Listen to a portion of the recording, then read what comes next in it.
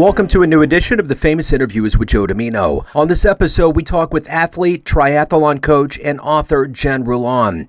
She has been a triathlon coach for 20 plus years and the owner of JenRulon.com. She received her master's degree in kinesiology with an emphasis in exercise science. She displays her knowledge as an author and speaker, ranging from Triathlete Magazine, Runner's World, and on the TEDx Stage, the Health and Wellness Expo in San Antonio, Texas, Men's Journal Online, New York Times, and so many other locations. Jen currently has a book out called Self-Motivation, Strategies for Women, and it is how she has lived her life through passion, grit, and heart. Enjoy this interview. So Jen, it's great to meet you. Thank you for taking a minute out today. I appreciate it. Well, thanks for adjusting for me. I appreciate you. You bet. Yeah, so you've had an interesting life, and before we get into it, you know, we've lived through some interesting times on planet Earth for the last 3 years with COVID. I'm curious how you survived that time period and how it's changed the way that you live your life now. For me, I was an online triathlon coach since 2013.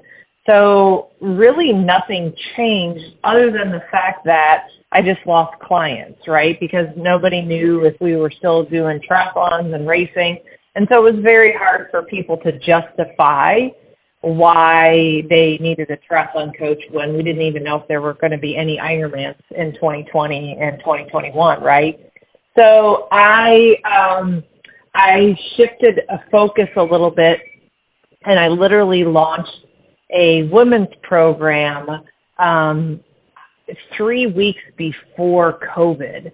And so I had 7 girls in my program, and they were like, I don't know if I should do this. And I'm like, y'all need to do this. We all need this together because we're not going to see each other, you know? And so when I would talk to them weekly, I said, all right, you guys have 5 minutes to complain and complain about all you want to complain about. And then I said, but now we're going to focus on what we can do moving forward because we can't do anything about it now. We can look ahead and figure out some things. So I started recognizing that as a triathlon coach of over 20-some years, I didn't feel like I was being truly authentic with my coaching.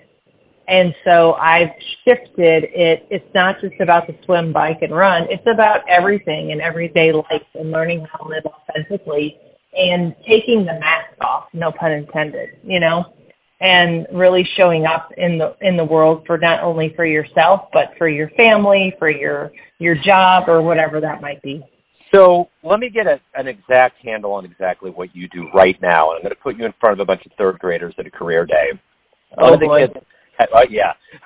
So one of the kids looks up at you and says, what do you do for a living? How do you answer that child? I am a triathlon coach who is a author and a speaker. So what did you want to be when you were in the third grade? What was your dream to grow up and become? Oh, I already did it. So I knew that I wanted to work with marine mammals. And in 7th grade, I knew I was going to work with marine mammals, and I did. I received my biology degree at the University of Wisconsin-Whitewater with a psychology minor, and I worked at a couple marine mammal facilities. I did an internship at Minnesota Zoo with dolphins. I moved down to Gulfport, Mississippi. For 2 years, I worked with dolphins and sea lions down there, and then I moved over to San Antonio, Texas, and worked with beluga whales, Pacific white-tailed dolphins, California sea lions, Pacific walruses, and ended my career with the killer whales. So, yeah, it was a 14-year career. It was amazing. It was an incredible career. Yeah, but I left on my terms, and that was what I tend to do a lot with my life. That's good. That's like the Sinatra song, My Way. So, yes. So there's athletes out there, and all athletes they all have their unique set of abilities, but a triathlon is kind of a super organism. What made you want to become a triathlete? Take me back to your childhood and how these seeds that have lived through you now as a coach, how did they take root and become who you are? Sure. So here's another moment. In 1989, I saw the Ironman World Championship on ABC Wide World of Sports, and it depends on how old your followers are, but you might remember the tagline, "The thrill of victory and the agony of defeat," and you could see the gentleman like tumbling down the ski hill. But I saw Dave Scott and Mark Allen doing the Ironman World Championship in Hawaii, and these guys were neck and neck. Like they were going at it. You know, they were running under 6-minute miles for the marathon. And then hour later, I saw the first female cross the finish line, and her name is Paula Newby-Fraser. And I literally said, "Oh, if she can do it, I can do it." And so I literally I told my mom and my grandfather at the time in 1989 that I was going to do the Ironman World Championship in Hawaii. And by the time I was 30, now at that time, you know, you didn't really have to qualify. You could just sign up, right? But here was the thing about me. I hated running. And I was never really a good runner. And so, like, I would swim around. I would swim. I loved swimming. I would bike around my town in Whitewater, Wisconsin. But then my running, I didn't like running. You know, I played softball and I didn't run track. And so I got good at running. And, you know, it was like, you know, you practice 10,000 hours or whatever. And that's probably what I did for running. And I got really good at running. And I qualified for the Ironman World Championship in 2017 in Mont Tremblant, Canada. And then 8 weeks later, I participated in my dream, and it was a 28-year-old dream, and I accomplished it, and it was incredible. But you know, that's the very, very short answer or story, because there's a lot of heartache and hurt and injury and wins and losses in between those 28 years. Well, to that journey, too, we're only as good as those that we look up to in our lives sometimes. Who's been a hero for you or a role model? Right away, my grandpa, Gaskin, my mom's dad. So when I told him I was going to do the Ironman World Championship in Hawaii, he told me he would come and watch me and be my sponsor. And I actually still have a letter from him saying that he would sponsor me when I go. So my grandpa, I mean, he was the World War II hero, the Purple Heart. Like, he stayed active probably 6 months before he died. He would go to the pool with his friends, and then he would go get donuts, you know, and he was 89 years old when he passed. But unfortunately, he did not see me cross the finish line, but in reality, he did. So let me ask you this. You've probably been down a lot of very interesting paths and met a lot of interesting people in your life. But if you could meet one person that on this planet right now and spend some time with them, who would it be?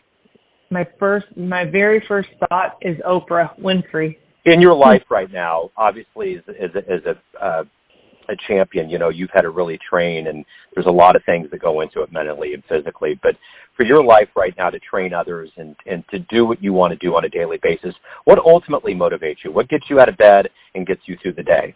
I love my life. I love how I feel.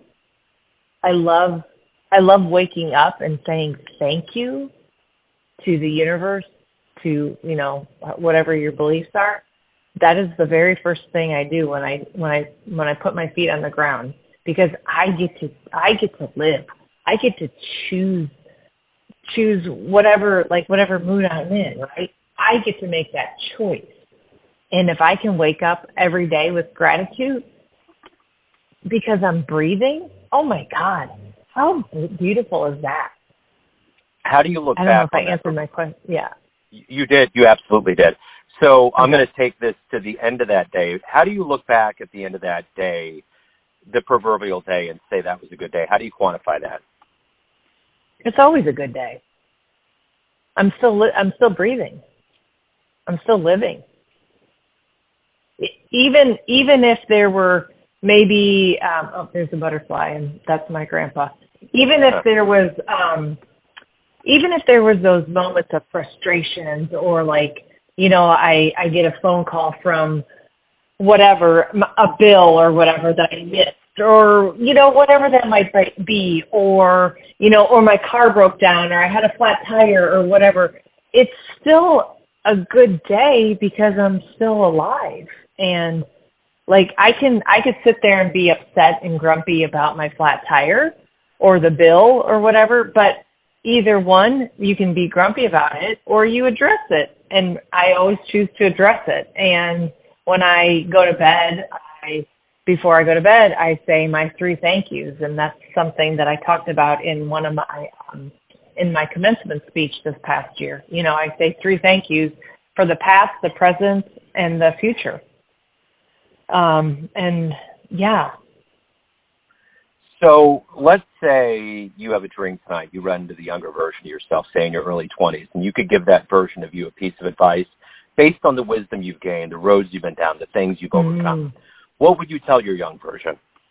Stop worrying. It's going to work out. And ironically, sometimes I have to tell my 51-year-old self the same thing.